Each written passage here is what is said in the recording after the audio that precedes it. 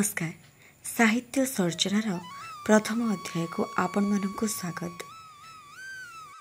समय पड़ी पेन्थाए फूलझरा परी आहत प्रजापतिर डीणारे केही जणे लिखि जाइछि विफल स्वप्नर उदास काव्य।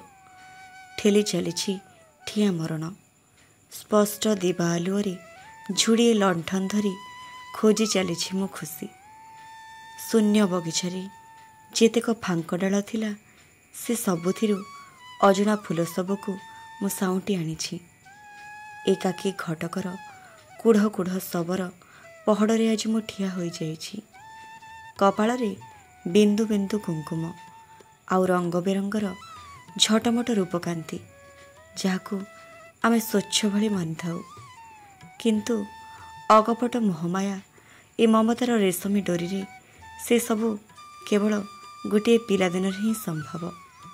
हाथ में लिपिबद्ध अतीत जाति स्मरण रोमांथन परी निशेष कर दिए ए अगणन विश्वास।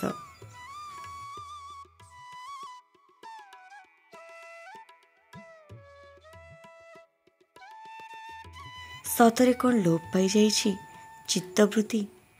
आज मु एकांत शून्य असहाय जो भयहीन पृथ्वीर अपेक्षा मु करिथिली आज से गुणी मते काहेकि ता पाखको टाणी नउछि। मो हाथ पापुली रे पड़ी जाउछि। भाग्यर शिखारे आज मलाजह्नर छाई अश्रुर उज्जवल बगीचारे दुखर फूलमानंकर मेखला मते आज बंदी करी पकाउछि।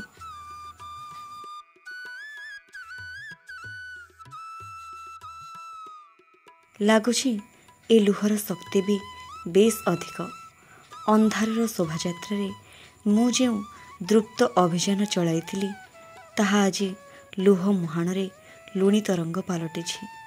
जानिनी जीवनटाकू केउठु आरंभ करिबि। संजीवनीर शेष पृष्ठारु ना अगणित रास्तार अश्रुबिंदुरु। किंतु आश्चर्य थुंटा पहाड़र मलय परसरे विषादर काठहणा चढ़ी भी क्षताक्त हेउनी कि भांगुनी विश्वासर अभंगा देउलर नेत। काहेकि एमिति भूली बारंबार प्रश्न करे निज पाखरे हारे निज पाखरे सरे।